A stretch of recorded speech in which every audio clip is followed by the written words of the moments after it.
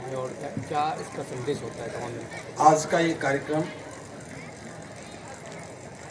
महान सम्राट अशोक आज के दिन लगभग 2200 वर्ष पूर्व महाकारुणिक बुद्ध के धर्म को स्वीकार किया था और वे बौद्ध बनकर उन्होंने घोषणा की थी कि आज मैंने अपने अंतःकरण पर विजय पा ली है। आज के बाद मैं अपनी सारी शक्ति अपनी प्रजा के कल्याण के लिए लगाऊंगा। तो एक महान सम्राट जो युद्ध करके अपने साम्राज्य की सीमाओं को विस्तार देता था, इस दिन अशोक, इस दिन जो 10वीं का दिन है, उन्होंने बुद्ध की शरण लेकर के और युद्ध ना करने की घोषणा करके सारी शक्ति अपनी प्रजा के कल्याण के लिए लगा दिया। तो ये एक बहुत बड़ा रूपांतरण है कि लोग सेना के बल पर युद्ध करके राज्य का विस्तार करते थे और आज के दिन से सम्राट अशोक ने धम्म के साम्राज्य का विस्तार करने का निर्णय लिया। इससे पहले वो राज्य का विस्तार कर रहे थे और आज से धम्म का विस्तार हुआ। तो ये सभी दुनिया के बौद्ध अनुयायी इस दिन को उत्सव के रूप में मनाते हैं और परम पूज्य बाबा साहब डॉक्टर अंबेडकर भी आज के दिन ही 14 अक्टूबर 1956 का दिन था कि वो भी अपने लाखों अनुयायियों के साथ बौद्ध बने थे। तो सम्राट अशोक की उस महान परंपरा को निभाते हुए हमने आज ये धम्म कारवां का आयोजन किया है। जो कारवां बाबा साहब यहाँ तक लेके आए, उससे पहले सम्राट अशोक ने इस कारवां को शुरू किया और उससे पहले महाकारुणिक बुद्ध ने इस कारवां को तैयार किया। तो पीढ़ी दर पीढ़ी ये काम आगे बढ़ता रहा है।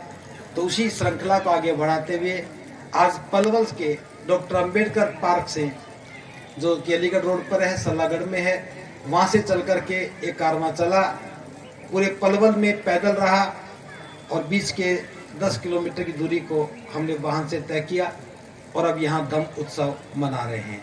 तो ये पर्व सम्राट अशोक और बाबा साहब की धम्म के प्रति इस महान देन को, योगदान को सत सत नमन करने के लिए मना रहे हैं। बात करें, एक नए युवा ने आज बौद्ध भिक्षु बनने का जो निर्णय लिया है, क्या कहना चाहेंगे? देखिए, महान परंपरा है। मैं बता दूं, यह कोई छोटी घटना नहीं है। कोई व्यक्ति इसे एक भिक्षु बनने की प्रक्रिया में देख रहा होगा, लेकिन सम्राट अशोक जब बौद्ध बने तो उन्होंने भी अपने बेटा और बेटी को भिक्षु और भिक्षुणी बना करके विदेश भेज दिया, श्रीलंका भेज दिया था और उनकी वजह से श्रीलंका में बौद्ध धर्म पहुंचा। तो भिक्षु बनकर के धर्म का प्रचार प्रसार करना, ये तो हमारी बौद्धों की महान परंपरा है। तो ये तो बहुत अच्छा अवसर है कि अशोक विजयदशमी के दिन कोई भिक्षु बन करके आजीवन धर्म की सेवा में रत हो जाए, ये तो बड़ी कल्याण की बात है। आज विजयदशमी का महापर्व है, हिंदुओं का भी बड़ा त्योहार इसको मानते हैं, तो उनके लिए क्या संदेश आप देना चाहेंगे? देखिए, मैं तो बौद्धों की बात कर रहा हूँ। बौद्धों के लिए महान पर्व है, सबके लिए मंगल कामना। जो बौद्ध नहीं है उनके कल्याण की भी, मंगल की भी कामना है। सबके, बुद्ध का धर्म सबके कल्याण की कामना करता है और कोई भी व्यक्ति किसी रूप में मनाता हो तो उसकी अपनी व्यवस्था है, उसके बारे में हमें कोई भी टीका टिप्पणी करने की आवश्यकता नहीं समझते। भंते जी, एक सवाल है, जो धम्मभूमि है, धम्मभूमि के बैनर तले से ये प्रोग्राम कब से होते आ रहे हैं? धम्मभूमि में धम्म कारवां 2008 से शुरू किया था। फरीदाबाद से चले थे, 2 दिन का कारवां था, यहाँ आते थे 8 और 9 में। उसके बाद पलवल से 1 दिन का ही चलने लगा। बीच में 4-5 सालों से हमने कारवां नहीं मनाया था, लेकिन फिर पता लगा कि लोगों की बड़ी ज़रूरत है, वो अच्छा मानते थे, तो इस बार फिर हमने कई वर्षों बाद इस कारवां को शुरू किया है। धम्मभूमि का उद्देश्य क्या है?